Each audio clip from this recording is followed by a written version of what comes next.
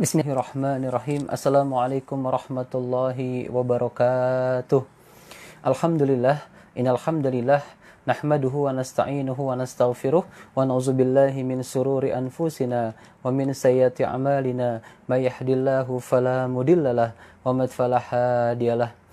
Asyhadu an la ilaha illallah wahdahu la syarikalah wa asyhadu anna Muhammadan abduhu wa rasuluhu la nabiyya ba'dah. Allahumma salli wa sallim ala sayyidina Muhammadin wa ala alihi wa sahbihi wa barik wa sallim ajmain. Qala Allah Ta'ala fi kitabihil karim, a'udzu billahi minasy syaithanir rajim. Bismillahirrahmanirrahim. Ya ayyuhalladzina amanu udkhulu fis silmi kaffah wa la tattabi'u khutuwati syaitan innahu lakum aduwwum mubin. Shadaqallahul azim. Wa qala Nabi sallallahu alaihi wasallam, kullu ma'rufin shadaqah. Wa sadaqa Rasulullah sallallahu alaihi wasallam. Alhamdulillah, kita bersyukur kepada Allah Subhanahu wa taala pada malam hari ini kita bisa kembali aktif ya dalam rangka kegiatan kajian Islam online kita, tentunya untuk menambah sakofah Islamiyah kita dan juga meningkatkan kualitas iman dan takwa kita kepada Allah Subhanahu wa taala. Salam dan salam kita sampaikan kepada uswah kita, baginda Rasulullah sallallahu alaihi wasallam beserta para sahabatnya, keluarganya, dan juga kepada umatnya, dan kita berdoa kepada Allah Subhanahu wa taala semoga kita semua yang hadir insyaallah mendapatkan syafaat baginda Rasulullah sallallahu alaihi wasallam. Baik, sebelum kita mulai seperti biasa kita buka dengan lafaz basmalah. Bismillahirrahmanirrahim. Kita selawat. Allahumma sholli ala Muhammad ya Rabbi sholli alaihi wasallim. Allahumma sholli ala Muhammad ya Rabbi balighul wasilah. Allahumma sholli ala Muhammad ya Rabbi sholli alaihi wasallim. Allahumma sholli ala Muhammad ya Rabbi balighul wasilah. Allahumma sholli wa sallim wa barik alaihi. Baik, kita baca salawat asgil. Allahumma sholli ala sayyidina Muhammad wa ashghil li zalimin bi zalimin. Allahumma sholli ala sayyidina Muhammad wa ashghil li zalimin bi zalimin. Wa akhrijna min bainihim salimin. Wa ala alihi wa sahbihi ajma'in. Allahumma salli wa sallim wa barik alaihi. Baik, kita tasbih berjamaah ya. Kita mulai. Subhanallah walhamdulillah wa la ilaha illallah wallahu akbar. Subhanallah walhamdulillah wa la ilaha illallah wallahu akbar. La haula wa la quwwata illa billahil aliyyil azim. Baik, adik-adik dan ibu-ibu sekalian, terutama jamaah KPS dan ikhwan dulu ya. Apa kabar pada malam hari ini? Alhamdulillah, sukses, mulia, Allahu Akbar. Baik, sebelum kita lanjutkan, kita bacakan suratul Fatihah. Kita doakan ada Bapak Ilham ya. Kemudian ada Ibu Irma, Pak Nandar, dan Bapak Jamal. Kita doakan semoga diampunkan dosanya oleh Allah Subhanahu wa taala, diberkahkan rezekinya oleh Allah Subhanahu wa taala, dimudahkan urusannya oleh Allah Subhanahu wa taala, serta hajat dan doanya dikabulkan oleh Allah Subhanahu wa taala. Al-Fatihah. A'udzubillahi minasyaitonir rajim. Bismillahirrahmanirrahim. Alhamdulillah Alhamdulillahi Rabbil Alamin Ar-Rahmanir Rahim Maliki Yaumiddin Iyyaka na'budu wa iyyaka nasta'in Ihdinas siratal mustaqim Siratal ladzina an'amta 'alaihim ghairil maghdubi 'alaihim waladdallin. Amin ya rabbal alamin. Baik, yang berikut kita doakan juga ya sekali lagi untuk Bapak Rizaldi dan juga Ibu Tika Puspasari. Kita doakan semoga diampunkan dosanya oleh Allah Subhanahu wa taala, dimudahkan segala urusannya oleh Allah Subhanahu wa taala, serta hajat-hajat dan doanya dikabulkan oleh Allah Subhanahu wa taala. Dan kita doakan juga ada Bapak Peter Sondak ya, dan juga Kepala BPN Depok ya. Kita doakan semoga diberkahkan rezekinya oleh Allah Subhanahu wa taala, serta hajat dan doanya dikabulkan oleh Allah Subhanahu wa taala. Al-Fatihah. A'udzubillahi minasyaitonir rajim. Bismillahirrahmanirrahim. Alhamdulillahi rabbil alamin. Ar-Rahmanir Rahim. Maliki yaumiddin. Iyyaka na'budu wa iyyaka nasta'in.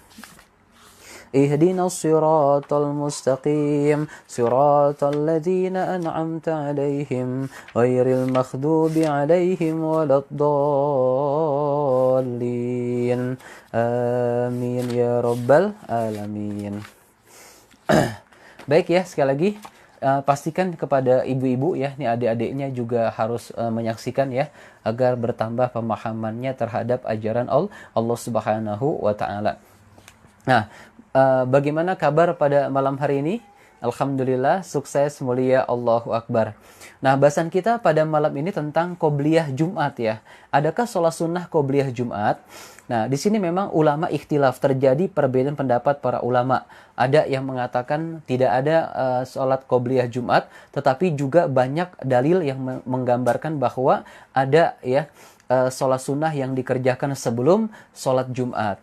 Nah, diantaranya yang pertama, dalil pertama, ya digambarkan di sini oleh baginda Rasulullah SAW, setiap sholat fardu diawali 2 rakaat sholat sunnah. Nah, ini jadi dalil yang pertama digambarkan oleh baginda Rasul bagi yang kita melakukan qobliyah Jumat 2 rakaat. Sekali lagi diawali ya, ada ikhtilaf perbedaan pendapat para ulama. Yang pertama mengatakan bahwa tidak ada sholat sunnah qobliyah Jumat, dan yang kedua ada yang melaksanakan sholat sunnah qobliyah Jumat. Nah, di sini kita akan jabarkan bagaimana dasar dalil hukum yang kemudian menyebabkan kita melakukan sholat sunnah 2 rakaat sebelum sholat Jumat. Nah, apa di sini yang kita perhatikan? Yang pertama adalah hadis baginda Rasulullah SAW. Baginda Rasulullah SAW bersabda, setiap sholat fardu diawali 2 rakaat sholat sunnah. Nah, jadi sebelum sholat fardu maka diawali 2 rakaat sholat sunnah. Ya, baik sholat sunnah qobliyah subuh, ya qobliyah zuhur, qobliyah asar, qobliyah maghrib maupun qobliyah isya. Nah, begitupun juga qobliyah Jumat. Ya, sebelum Jumat 2 rakaat kita bisa melaksanakan sholat sunnah. Ini hadis riwayat Ibnu Hibban dari Abdullah bin Az-Zubair. Dinyatakan sahih oleh Syekh Albani dalam Al-Silsilah As-Sahihah. Nah, kemudian yang berikutnya komentar Syekh Atiyah Sakor. Ya, apa katanya? Hadis ini secara umum menunjukkan kepada kita diisyaratkan sholat 2 rakaat sebelum sholat fardu Jumat. Ya, jadi hadis yang disebutkan tadi mengisyaratkan kepada kita bahwa syariatkan untuk melakukan sholat sunnah 2 rakaat sebelum sholat Jumat. Ya, tidak ada dalil lain yang mengkhususkan hadis ini. Tidak dapat dikatakan bahwa hadis ini khusus untuk sholat fardu selain sholat Jumat saja. Ya, tetapi semua sholat fardu yang berkaitan dengan sholat zuhur ataupun yang kita lakukan sholat Jumat. Jadi sebelum kita mengerjakan sholat Jumat maka disyariatkan sholat sunnah 2 rakaat, yakni untuk melaksanakan sholat Jumat. Nah, Rasulullah keluar rumah akan melaksanakan sholat Jumat. Beliau tidak sholat 2 rakaat sebelum naik mimbar. Karena hadis yang bersifat umum tidak dapat dikhususkan kecuali ada larangan khusus ya. Larangan melaksanakan sholat 2 rakaat atau 4 rakaat setelah zawal atau tergelincir matahari sebelum azan untuk khutbah, tidak ada larangan seperti itu. Ini disampaikan dalam kitab Fatawa Al-Azhar juz 9 halaman 11. Jadi dasar yang pertama tadi, sebelum sholat fardu ada sholat sunnah 2 rakaat. Ya, jadi makanya banyak orang-orang yang kemudian ketika ingin melaksanakan sholat Jumat, mereka melakukan sholat sunnah 2 rakaat. Nah, kalau seandainya ada ustadz, ada ulama yang mengatakan, oh nggak ada, silahkan saja ikuti. Tetapi di sini dasar yang kemudian menyebabkan kita mengerjakan sholat sunnah sebelum sholat Jumat, itu banyak dasarnya. Nah, jadi nggak boleh dikatakan bid'ah. Kalau seandainya ada yang mengatakan bid'ah, berarti sempit pemandangannya terhadap kajian ajaran Allah Subhanahu wa taala. Nah, ini dasar yang pertama. Nah, dasar yang kedua, ya, An Abdillah ibni Mughaffal ya al-Muzanni anna Rasulullah sallallahu alaihi wasallam ya qala baina kulli azanaini salatun salasan liman syaa, kata Rasulullah. Ya, dari Abdullah bin Mughaffal al-Muzanni, sesungguhnya Rasulullah Shallallahu alaihi wasallam bersabda. Ya, apa katanya? Antara 2 seruan ada solat, kata Rasul. Antara 2 seruan ada solat. Apa itu 2 seruan? Yaitu azan dan yang kedua iqamat. Nah, jadi antara azan dan iqamat di situ ada solat, kata baginda Rasulullah Shallallahu alaihi wasallam. Solat apa itu? Solat sunnah. Ya, begitu juga ketika kita hendak melaksanakan sholat Jumat, ya, maka biasanya banyak orang-orang yang kemudian mengumandangkan azannya 2 kali. Nah, ketika azan yang pertama menandakan datangnya masuk untuk waktu sholat, maka mereka melaksanakan qobliyah Jumat 2 rakaat. Nah, ini kemudian diperuntukkan ya agar diberikan kesempatan bagi yang ingin melaksanakan sholat sunnah 2 rakaat, mereka bisa melakukan. Nah, beliau ucapkan 3 kali kan ya, diucapkan 3 kali oleh baginda Rasulullah Shallallahu alaihi wasallam. Apa kata Rasul tadi? Sesungguhnya Rasulullah bersabda, antara 2 seruan ada sholat, seruan azan dan seruan iqamat. Ya, seruan azan dan seruan iqamat diantaranya itu ada sholat sunnah. Ya, Rasul mengatakan 3 kali diucapkan oleh baginda Rasulullah Shallallahu alaihi wasallam. Ini dasar hukum yang kedua ketika ingin melaksanakan sholat sunnah qobliyah Jumat. Nah, hadisnya riwayat Bukhari dan Muslim. Nah, bagaimana pandangan Imam Nawawi? Ya, adapun sholat sunnah sebelum Jumat, kata Imam Nawawi, yang menjadi dasar adalah hadis Abdullah bin Mughaffal ini, ya, yang telah disebutkan dalam masalah cabang ini. Ya, antara 2 seruan ada sholat sunnah, dikiaskan kepada sholat zuhur. Ini pendapat daripada pengikut mazhab Imam Syafi'i, yakni Imam Nawawi. Dalam kitabnya Al-Imam An-Nawawi Al-Majmu' Syarh Al-Muhazzab, juz keempat halaman ke-10.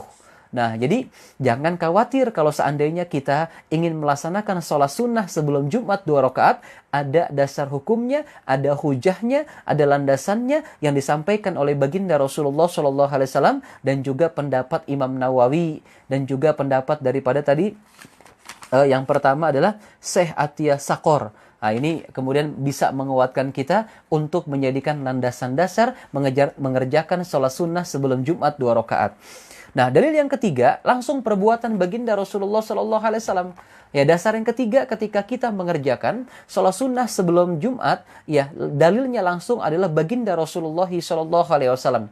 Dari Ali radhiyallahu anhu, ia berkata, Rasulullah melaksanakan sholat 4 rakaat sebelum Jumat. Nah, ini kata Ali ini, ya, Ali melihat langsung Rasulullah melaksanakan sholat 4 rakaat sebelum Jumat dan 4 rakaat setelah Jumat. Ya, ia jadikan salam pada rakaat terakhir. Diriwayatkan oleh Imam At-Tabrani dalam kitabnya Al-Muj'am, ya, Al-Muj'am Al-Ausah. Ini hadis hasan. Nah, jadi hadis ini bisa diterima. Nah, kemudian juga meskipun di dalamnya ada Muhammad bin Abdirrahman As-Sahmi yang statusnya diperselisihkan, tetap hadis ini masuk dalam kategori hadis hasan. Nah, kemudian Imam Ali Al-Khori berkata dalam Al-Mirqatnya, direwatkan dengan sanadnya jayid katanya, sanadnya bagus, sanadnya baik katanya. Ya, sebagaimana dikatakan oleh Al-Hafiz Al-Iraqi bahwa Rasul sholat 4 rakaat sebelum sholat Jumat. Nah, ini dasar yang ketiga, langsung perbuatan baginda Rasulullah Shallallahu alaihi wasallam. Paham ya sampai sini ya? Jadi kalau misalkan ada yang komentar, sholat Jumat tidak perlu sholat sunnah lagi. Nah, biarkan saja yang berkomentar semacam itu, silahkan ambil hujahnya masing-masing. Tetapi yang ingin mengerjakan sholat sunnah sebelum Jumat, 2 rakaat ataupun 4 rakaat, ada dasarnya langsung dari baginda Rasulullah Shallallahu alaihi wasallam. Adapun pendapat para tabi'in dan juga pendapat para ulama insyaallah. Ya, atau pendapat para ulama atau tabi'in. Nah, dalam Al-Muj'am, ya, Al-Ausah karya Imam At-Tabrani, dari Abu Hurairah, Rasulullah melaksanakan sholat 2 rakaat sebelum Jumat. ya dan 2 rakaat setelahnya. Al-Hafiz Ibnu Hajar Al-Asqalani menyebutkan hadis ini dalam kitabnya At-Talkhis tanpa komentar. Ya, kalau disebutkan dalam kitabnya Al-Hafiz Ibnu Hajar Al-Asqalani disebutkan tanpa komentar, berarti hadisnya sahih atau hadis hasan menurut kaidah Al-Hafiz yang mansur. Nah, jadi kalau misalkan disebutkan dalam kitabnya ditulis dan kemudian tanpa dikomentari, berarti hadis itu masuk ke dalam kategori hadis sahih atau hadis hasan. Ya, yaitu dalil yang ketiga, langsung perbuatan baginda Rasulullah Shallallahu Alaihi Wasallam. Berarti jelas ya bahwa salat sunnah qobliyah Jumat sebelum Jumat 2 rakaat ataupun 4 rakaat disyariatkan dalam ajaran Allah Subhanahu wa taala. Nah, dalil yang keempat sekarang, perbuatan Abdullah bin Mas'ud. Ya, siapa ini Abdullah bin Mas'ud? Dia seorang sahabat Rasulullah Shallallahu Alaihi Wasallam. Dari asar dari Ibnu Mas'ud dengan sanad sahih disebutkan bahwa Abdullah bin Mas'ud sholat 4 rakaat sebelum Jumat, ya, dan 4 rakaat setelah Jumat. At-Tirmizi menyebutkan, ya, dalam kitabnya Jami'nya, Abdullah bin Mas'ud memerintahkan orang banyak melaksanakan dan mengajarkannya kepada mereka. Nah, disebutkan juga dalam kitabnya Itfa al-Fitan ala ila as-Sunan karya Hakim Al-Hindi Arsyaf Ali At-Tahanawi. Ya, nah ini luar biasa nih bagaimana banyak para ulama yang menuliskan dalam kitabnya tentang bagaimana pentingnya atau diperbolehkannya sholat sunnah qobliyah rakaat sebelum Jumat. Nah, dalam kitab Nas Ar-Roya disebutkan Abdullah bin Mas'ud memerintahkan kami melaksanakan sholat 4 rakaat sebelum Jumat. Ya, jadi artinya apa? Sahabat baginda Rasulullah Shallallahu Alaihi Wasallam juga melakukan sholat sunnah sebelum Jumat dan juga memerintahkan bahkan mengajak orang banyak untuk melaksanakan sholat yang demikian.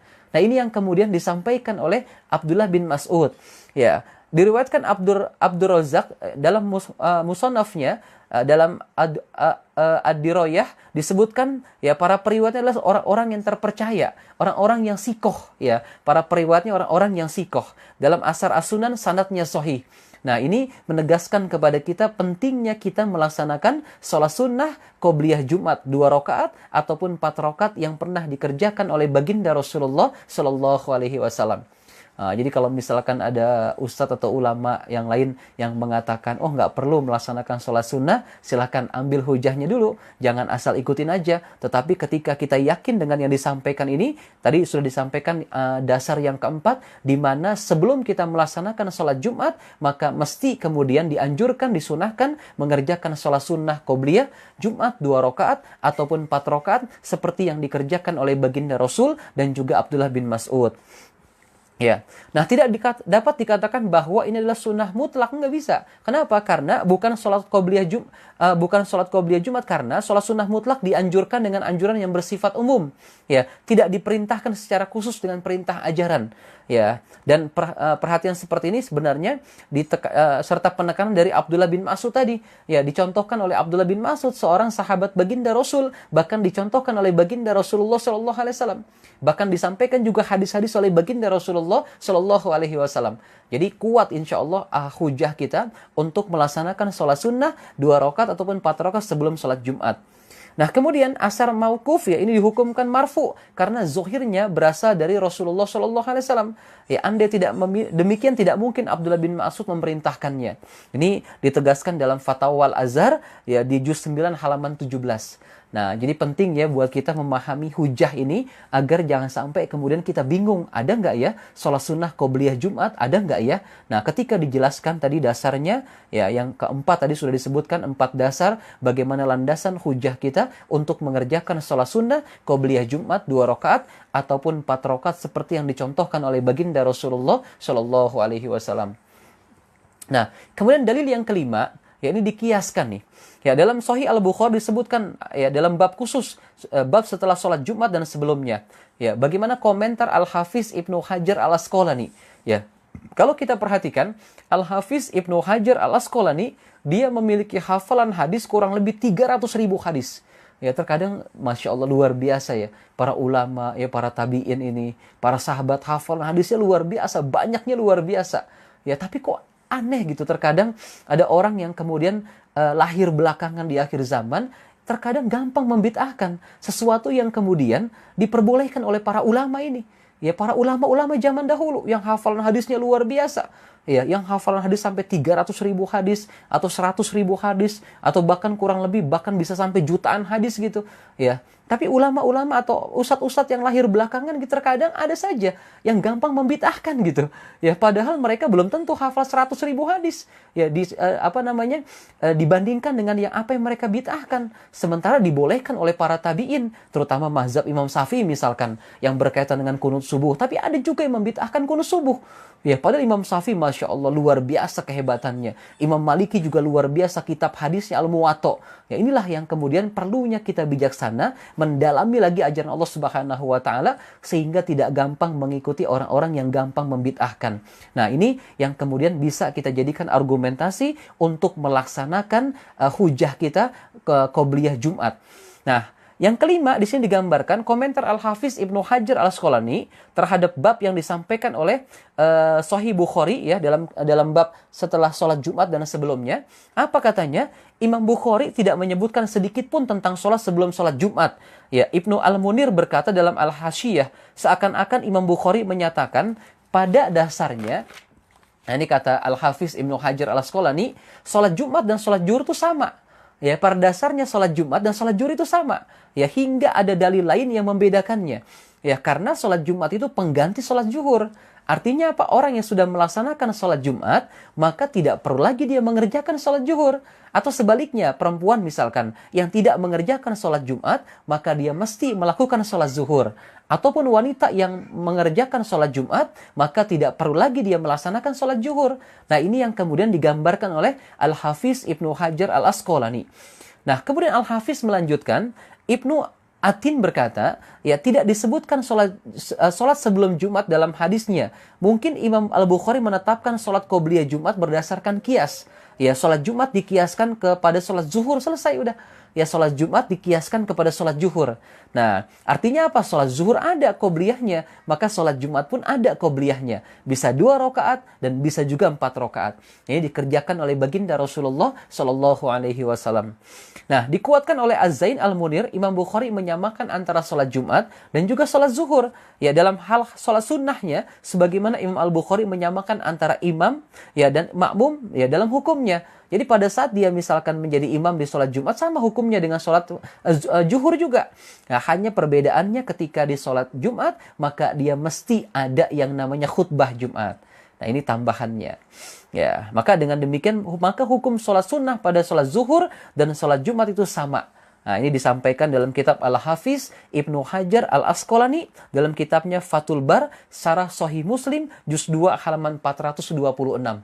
Nah, ini ya hujah kita lebih kuat lagi tentang melaksanakan sholat sunnah qobliyah rakaat sebelum sholat Jumat. Nah, kemudian juga yang berikutnya adalah adakah bersalaman selesai sholat gitu? Ada nggak bersalaman selesai sholat? Kenapa? Karena bisa jadi ada anggapan orang selesai sholat nggak boleh salaman. Oh, bid'ah itu. Nggak ada contohnya dari baginda Rasul. Ya, saya juga pernah menjadi imam di salah satu masjid tertentu. Kemudian ketika selesai sholat, biasa jamaah di sana, kita salaman. Ternyata ketika saya balik ke belakang, saya ajak salaman, nggak mau dia. Nggak mau sama sekali. Ditepuk juga nggak mau sama sekali. Nah, di sini kita ingin menjelaskan bagaimana ternyata bersalaman setelah sholat ada dasarnya dari baginda Rasulullah SAW atau pendapat daripada para ulama. Nah, apa yang pertama di sini dasarnya? Bersalaman selesai kita melaksanakan ibadah sholat. Dasar yang pertama adalah dari Al-Bar bin Azib, ia berkata, ya, qala Rasulullah sallallahu alaihi wasallam. Ya, apa kata Rasulullah di sini? Rasulullah bersabda, "Ma min muslimaini yaltaqiyani fayatasafahani illa ghufira lahuma qabla ay yaftariqa," katanya. Baginda Rasulullah sallallahu alaihi wasallam bersabda, 2 orang muslim kata Rasul yang bertemu, ya, 2 orang muslim yang bertemu lalu bersalaman, maka Allah mengampuni mereka berdua sebelum mereka berpisah. Ya, jadi ketika ada 2 orang muslim yang bersalaman, maka diampunkan dosanya oleh Allah Subhanahu wa taala sebelum mereka berpisah. Ini hadis riwayat Abu Daud, Ibnu Majah dan At-Tirmizi. Ini hujah yang pertama ketika kita selesai sholat bersalaman. Yang kedua adalah ya sanadnya sahih, hadisnya mauquf. Ya, dari Anas bin Malik ia berkata, ketika orang-orang Yaman datang, Rasulullah Shallallahu Alaihi Wasallam bersabda, orang Yaman telah datang, kata Rasul. Mereka adalah orang-orang yang lebih lembut hatinya daripada kalian. Mereka adalah orang pertama yang bersalaman. Nah, hadis yang ketiga, ya, sanadnya sahih, hadisnya mauquf dari Al-Bara ya bin Azib, ia berkata, di antara kesempatan penghormatan adalah engkau bersalaman dengan saudaramu. Nah, ini hadis yang ketiga. Nah, disebutkan Imam Al-Bukhari dalam Adab Al-Mufradnya, dinyatakan Syekh Albani sebagai hadis yang sahih dalam Sahih Adab Al-Mufradnya. Nah, ini landasan yang ketiga tentang bagaimana bersalaman ketika selesai melaksanakan ibadah sholat. Nah, hadis yang keempat, ya, digambarkan dari Qatadah, ia berkata, ya, saya bertanya kepada Anas, ya, Anas bin Malik, ya. Di sini digambarkan Anas ini, kalau kita gambarkan riwayatnya terdahulu, Anas ini merupakan hadiah seorang ibu ketika Rasul datang ke Madinah untuk membantu Rasulullah SAW. Kurang lebih 10 tahun Anas bersama dengan Rasul, dan keluar dari Rasulullah, Anas menjadi ulama besar. Ya, istilahnya menjadi ulama besar lah. Banyak meriwayatkan hadis dari baginda Rasulullah SAW. Nah, dari Qatadah ia berkata, saya bertanya kepada Anas bin Malik, apakah para sahabat Nabi Muhammad SAW bersalaman? Anas bin Malik menjawab, iya. Hadis riwayat Bukhari. Nah, keempat hadis di atas jelas menyatakan bahwa bersalaman adalah perbuatan yang baik. Ya, jangan sampai kemudian selesai sholat mau salaman, nggak mau dia. Ya, nggak mau. Padahal bersalaman ini perbuatan yang baik. Ya, bahkan dianjurkan oleh baginda Rasulullah SAW. Hadis-hadis di atas menyebutkan waktu bersalaman, ya, mengandung makna umum. Ya, jadi hadis yang di atas tidak menyebutkan waktu bersalamannya kapan. Ya, artinya mengandung makna umum. Ya, apakah ketika datang dari perjalanan ataupun kembali dari suatu perjalanan. Ya, sebelum sholat ataupun setelah sholat. Tidak boleh mengkhususkan sesuatu tanpa ada dalil yang mengkhususkannya. Nah, ini yang harus kemudian kita perhatikan. Ya, dan kalau misalkan kita nanti bertemu dengan orang-orang yang tidak mau bersalaman, ya silakan saja. Ya, silakan, kita tidak boleh menyalahkan dia. Silakan saja, mungkin dia punya hujahnya masing-masing, punya landasannya masing-masing. Tetapi kita, bagi orang yang faham agama, paham hadis baginda Rasulullah SAW, paham pendapat para sahabat dan juga para ulama, para tabi'in, kita harus lebih mendalam mengkaji itu semuanya agar tidak sempit pemahaman kita terhadap ajaran Allah Subhanahu wa taala. Nah, ini yang kemudian harus kita pahami. Nah, sehingga maka hadis-hadis ini bersifat umum, mengandung makna boleh bersalaman kapan saja. Ya, boleh bersalaman kapan saja, keempat hadis di atas yang disebutkan tadi. Jika ada yang melarang bersalaman setelah sholat, tidak ada hadis yang khusus yang melarangnya. Ya, yang ada justru malah hadis menyebutkan Rasulullah SAW bersalaman setelah sholat. Ya, yang kelima nih digambarkan di sini, bahkan hadis yang menjelaskan bahwa Rasul bersalaman setelah sholat. Ya, dari Al-Hakam ia berkata, saya mendengar Abu Juhaifah berkata, Rasulullah SAW keluar pada saat panas terik di Batha, katanya, antara Mekah dan Minah. Lalu Rasulullah berwudu, kemudian sholat zuhur, ya, 2 rakaat, dan sholat asar 2 rakaat. Di hadapannya ada tongkat pendek. Ya, Aun menambahkan, dari Abu Juhfa bapaknya, ia berkata, perempuan lewat di belakang tongkat pendek itu. Lalu orang pun berdiri, katanya. Ya, mereka menarik kedua tangan Rasulullah, lalu mereka mengusapkannya ke wajah mereka. Lalu saya pun menarik tangan Rasulullah, lalu saya letakkan di wajah saya, katanya. Nah, lebih sejuk daripada salju, lebih wangi daripada semerbak kasturi. Ini hadis riwayat Bukhari. Nah, andai bersalaman setelah sholat dilarang oleh baginda Rasulullah SAW, tentu Rasulullah melarang mereka. Ya, tentu Rasul melarang mereka melakukan perbuatan hal yang demikian. Nah, inilah yang kemudian harus kita pahami sebagai hamba Allah Subhanahu wa taala yang kemudian mendalami ilmu agama Allah Subhanahu wa taala. Nah, kemudian pendapat ulama, pendapat Syekh Abdul Aziz bin Baz. Ya, ini kalau tidak salah mantan mufti Saudi Arabia, ya. Ya. Bagaimana hukum bersalaman setelah sholat wajib, katanya? Ya, pertanyaannya ada begini. Ya, ada sebagian orang yang sholat setelah menunaikan sholat tahiyatul masjid, ia menoleh ke kanan lalu bersalaman kepada orang yang di sebelah kanannya. Ia menoleh ke kiri dan bersalaman dengan orang berada di sebelah kirinya. Apakah hukumnya? Boleh nggak habis sholat kemudian bersalaman? Ya, maka dia mengatakan, ya, pendapat daripada Syekh Abdul Aziz bin Baz ini apa katanya? Ya, sunnah hukumnya bersalaman dengan orang yang berada di sebelah kanan dan di sebelah kirinya selesai sholat. Nah, kata nih Syekh Abdul Aziz bin Baz. Ya, sekali lagi ya, sunnah katanya, sunnah hukumnya bersalaman dengan orang yang berada di sebelah kanan dan kirinya selesai sholat. Rasulullah ketika bertemu dengan para sahabatnya, ia bersalaman dengan mereka. Ketika para sahabat bertemu, mereka juga bersalaman. Nah, apabila orang-orang yang sholat tadi, ya datang ke masjid, ia sampai di dalam saf, maka hendaklah ia mengucapkan salam sebelum sholat. Ya, setelah sholat ia bersalaman dengan orang-orang yang berada di sebelah kanan dan kirinya jika ia belum bersalaman dengan mereka sebelum ketemu tadi. Ya, ini sebelum sholat tadi, karena itu mengikuti perbuatan Rasulullah Shallallahu Alaihi Wasallam. Nah, ini dalam kitabnya Ibnu Bas tadi, Majmu' Fatawa Ibnu Bas di juz ke-30 halaman ke-68. Nah, ini yang kemudian harus kita pahami ya, kenapa? Karena ikhtilaf semacam ini banyak terjadi di masyarakat. Jadi kalau kita punya ilmunya, insya Allah kita tidak ragu melakukannya. Kita tidak kemudian merasa minder. Waduh, jangan-jangan saya salah nih. Kenapa? Karena saya dikatakan bid'ah. Nggak ada contohnya habis sholat salaman. Nggak ada. Nggak ada contohnya bid'ah itu. Ya, nggak boleh. Kenapa? Karena nggak ada contohnya dari baginda Rasulullah SAW. Nah, dengan kita membahas ini, misalkan gitu ya, kalau seandainya ada orang yang mengatakan itu. Nah, dengan kita membahas ikhtilaf ini, bagi kita yang kemudian setiap sholat, kemudian zikir, ya, dan kita bersalam-salaman, jangan minder. Ya, jangan kemudian kita merasa bersalah. Kenapa? Karena ini sudah ada dasarnya jelas. Ya, 4 hadis disampaikan oleh baginda Rasul secara umum, bahkan 1 hadis yang merujuk kepada perbuatan baginda Rasulullah SAW, dan juga 1 lagi pendapat daripada ulama Syekh Abdul Aziz bin Bas dalam kitabnya tadi Majmu' Fatawa Ibnu Bas juz 30 halaman ke-68. Jadi Masya Allah, betapa indahnya ketika selesai kita sholat, berdoa kepada Allah Subhanahu wa Ta'ala, bersalam-salaman. Ya, bahkan ketika kita bersalaman, ya dosa kita digugurkan oleh Allah Subhanahu wa Ta'ala sebelum kita berpisah dari saudara kita. Ya, Masya Allah, ini luar biasa ya. Paham ya? Adik-adik sampai sini, pelajar, mahasiswa, emak-emak, bapak-bapak, remaja, supaya kemudian kita jangan langsung mengambil satu kesimpulan gitu. Setiap perbuatan yang tidak dilakukan Rasul, maka itu adalah bid'ah. Setiap bid'ah sesat, setiap sesat adalah neraka. Nah, kalau semuanya begitu, Masya Allah, dahsyatnya luar biasa. Nah, ini yang kemudian jangan kita langsung mengambil kesimpulan bid'ah. Ya, bid'ahnya itu maksudnya ke arah sesat. Ya, padahal bid'ah itu kata Imam Syafi'i, ada bid'ah mahmudah, ada bid'ah dolalah. Kata Al-Hafiz Ibnu Hajar Al-Asqalani, bid'ah itu ada bid'ah hasanah, ada bid'ah dolalah. Nah, ini yang kemudian harus kita pahami dalam pembahasan kali ini insya Allah. Paham ya sampai sini ya? Jadi teruskan, gak apa-apa, insya Allah kita ba'da sholat, kita salaman, gak apa-apa. Ya ada dasarnya.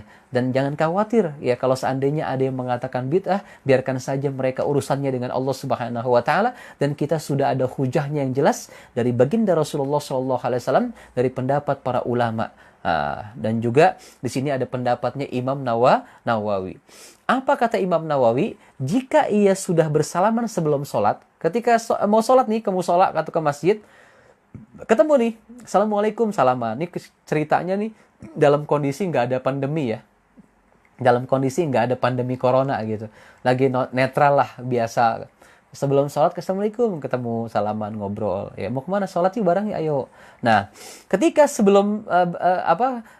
jika ia sudah bersalaman sebelum sholat, kata Imam Nawawi, ya kemudian ia ulang, ya setelah sholat, ya maka itu mubah, boleh. Habis sholat dia salaman lagi, boleh, nggak masalah. Ya, sebagaimana yang telah kami sebutkan tadi, jika ia bersalaman dengan seorang setelah sholat, orang tersebut belum bersalaman dengannya saat bertemu sebelum sholat, maka bersalaman itu sunnah. Nah, kalau misalkan dia sudah bersalaman sebelum sholat, ya maka itu bagus, sunnah dia. Kemudian ketika dia selesai sholat, dia bersalaman lagi, mubah kata Imam Nawawi, silahkan. Dan Imam Nawawi ini ya penghimpun daripada perkataan-perkataan daripada mazhabnya Imam Syafi'i. Ya, qala perkataan-perkataan Imam Syafi'i ini banyak dihimpun oleh Imam Nawawi. Makanya Imam Nawawi ini termasuk salah satu pengikut mazhab Syafi'i walaupun dia tidak bertemu dengan Imam Syafi'i.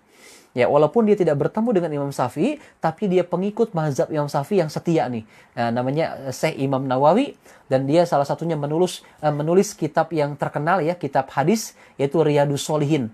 Kalangan Imam Nawawi juz 1 juz 2 itu, Masya Allah. Kita juga kalau tidak salah dulu ya di Mushola Al-Muqimun pernah membahas hadis ini.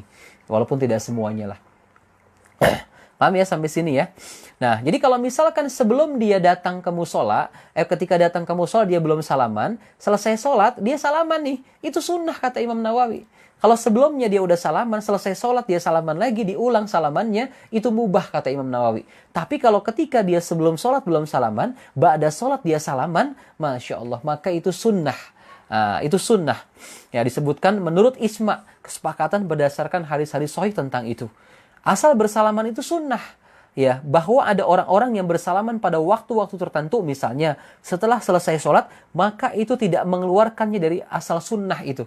Ini disebutkan dalam kitabnya Al-Hafiz Ibnu Hajar Al-Asqalani, Fathul Bar, ya, Syarh Sahih Al-Bukhari, juz ke-11, halaman ke-55. Nah, ini ya jelas ya. Jadi kalau misalkan ada orang yang ba'da sholat salaman terus, tidak mengeluarkan dari asal sunnah itu.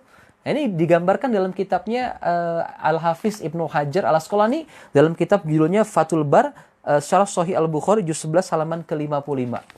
Jadi Masya Allah, luar biasa ya ilmu agama Allah Subhanahu wa Ta'ala. Kalau kita merujuk kepada kitab-kitab para ulama, kita merujuk kepada kitab-kitab para tabi'in yang mereka punya pandangan yang luas. Ya Masya Allah. Kalau misalkan ada gitu ya, yang ustadz-ustadz misalkan zaman sekarang yang kemudian dia mengatakan salaman ba'da sholat itu bid'ah, Masya Allah, berarti dia berbeda pendapat dengan siapa? Dengan Al-Hafiz Ibnu Hajar Al-Asqalani yang hafal hadisnya 300.000 hadis. Tanyakan saja kepada yang bersangkutan berapa hadis dia hafal, berapa kemudian juz Al-Quran yang dia hafal, berapa kemudian tafsir Al-Quran yang sudah dia kuasai, berapa kitab-kitab yang sudah hafal di luar kepalanya, dan berapa kitab-kitab para tabi'in yang sudah dia kuasai, dan bahkan berapa banyak kitab yang bisa dia keluarkan. Masya Allah, luar biasa. Dan kita tentu secara bijaksana tidak boleh ya melawan dengan mengatakan tidak baik, orang itu sesat, nggak boleh. Biarkan saja masing-masing punya hujahnya masing-masing. Insya Allah nanti mereka bertanggung jawab kepada Allah Subhanahu wa Ta'ala. Amin ya rabbal alamin. Nah, itu yang kemudian kita pahami. Bahkan juga kalau kita perhatikan ya dari pendapatnya Al-Imam At-Tahawi, ya, bersalaman itu sunnah katanya. Dilakukan setelah selesai semua sholat dan di setiap pertemuan katanya. Nah, ini kata Al-Imam At-Tahawi, bersalaman itu sunnah. Dilakukan setelah selesai semua sholat dan setiap pertemuan. Nah, ini disampaikan dalam kitab Al-Imam Ahmad bin Muhammad bin Ismail At-Tahawi, ya, di halaman 345.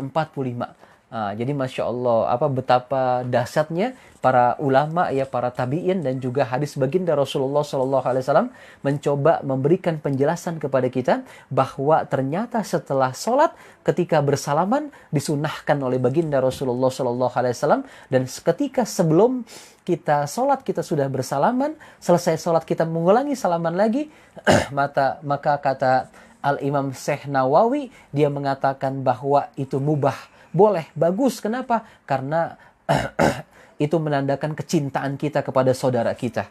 Ya, baik ya, paham ya, insya Allah sampai sini ya. Jadi kesimpulannya, qobliyah Jumat 2 rakaat ada jelas dasarnya. 2 rakaat boleh, mau 4 rakaat boleh, dan tidak bid'ah. Ya, tidak bid'ah dolalah maksudnya. Nah, kemudian yang kedua, kalau misalkan kemudian dia bersalaman selesai mengerjakan ibadah sholat, semua sholat yang dia kerjakan dia bersalaman, maka itu sunnah. Ya, sunnah itu kata Imam Nawawi. Kalau kata Imam At-Tahawi juga sunnah, dan juga dijelaskan oleh hadis baginda Rasulullah SAW. Kalau seandainya dia sudah bersalaman sebelum sholat, kemudian dia mengulang salaman lagi setelah sholat, maka itu mubah. Salaman di awal sunnah, ketika dia mengulang salaman ketika ba'da sholat, kata Imam Nawawi, itu mubah hukumnya. Dan Imam Nawawi ini merupakan pengikut daripada mazhab Syafi'i yang kita kenal dengan banyak karya-karyanya. Di antaranya salah satunya kitab Riyadhus Shalihin, kitab Al-Askar, kitab Syarah Al-Muhazzab, ya, macam-macam kitab yang ditulis oleh Imam Nawawi ini insyaallah. Baik, silakan ada yang mau ditanyakan sampai sini? Jelas ya insyaallah ya. Jadi mudah-mudahan kita semakin cerdas ya akal fikiran kita untuk memahami ajaran Allah Subhanahu wa Ta'ala, dan tidak gampang sebentar-bentar bid'ah, dolalah finnar. Nah, kita harus lebih teliti lagi, lebih memahami lagi, karena kita kalau melihat rujukan para ulama, misalkan Imam Syafi'i ada bid'ah Mahmudah, ada bid'ah dolalah. Begitu juga Al-Hafiz Ibnu Hajar Al-Asqalani, ada bid'ah mahmudah dan juga ada bid'ah hasanah, ada bid'ah dolalah. Begitupun daripada pendapat daripada Imam Nawawi dan sebagainya. Baik, sebelum kita lanjutkan, kita bacakan suratul Fatihah ya. Kita doakan di sini ada almarhum Bapak Haji Imam Saputra bin Kiman, almarhum Haji Saleh bin M. Nur, almarhumah Haja Jaleha binti Sabran, ya, kemudian juga almarhumah Ibu Sri Sukmawati binti Udin Samsudin. Kita doakan semoga diampunkan dosa-dosanya oleh Allah Subhanahu wa taala, diterima amal solihnya oleh Allah Subhanahu wa taala, diterima salatnya oleh Allah Subhanahu wa taala, serta kuburnya dijadikan radhah min riyadil jannah, taman dari taman surganya Allah Subhanahu wa taala. Al-Fatihah. A'udzubillahi minasyaitonir rajim. Bismillahirrahmanirrahim. Alhamdulillahi Rabbil Alamin, Ar-Rahmanir Rahim, Maliki Yaumiddin, Iyyaka na'budu wa iyyaka nasta'in, Ihdinas siratal mustaqim, Siratal ladzina an'amta 'alaihim, Ghairil maghdubi 'alaihim waladdallin. Amin ya Rabbal Alamin. Baik, berikutnya kita bacakan suratul Fatihah buat kita semua yang hadir, buat diri kita, anggota keluarga kita, orang tua kita. Semoga kita semuanya dihindarkan dari wabah virus COVID-19 oleh Allah Subhanahu wa taala, terutama yang rajin-rajin ngaji ini. Semoga Allah hindarkan kita semua dari musibah, hindarkan dari wabah virus COVID-19. Yang punya hutang, semoga Allah lunaskan hutang piutang kita. Yang kemudian sedang sakit diberikan kesembuhan oleh Allah Subhanahu wa taala, yang sedang kesulitan dibantu oleh Allah Subhanahu wa taala, yang imannya sedang lemah ditingkatkan, disemangatkan oleh Allah Subhanahu wa taala, dan semoga hajat-hajat dan doa kita dikabulkan oleh Allah Subhanahu wa taala. Dan juga kita berharap kepada Allah kita diwafatkan semuanya husnul khotimah, di akhir hayat kita mengucapkan la ilaha illallah tanpa membawa hutang dan dosa besar. Al-Fatihah.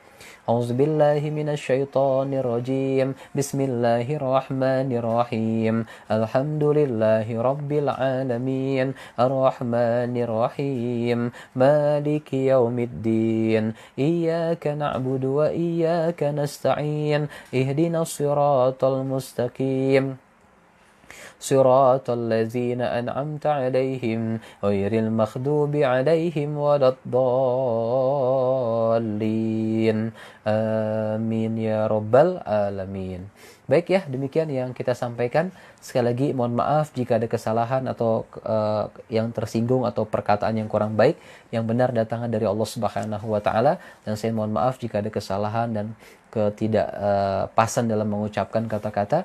Kita cukupkan ya dengan baca hamdalah, alhamdulillahirabbil alamin, istighfar, astaghfirullahalazim, dan doa kifarah majlis. Subhanakallahumma wa bihamdika asyhadu an la ilaha illa anta astaghfiruka wa atubu ilaik. Wabillahi taufik wal hidayah. Assalamualaikum warahmatullahi wabarakatuh.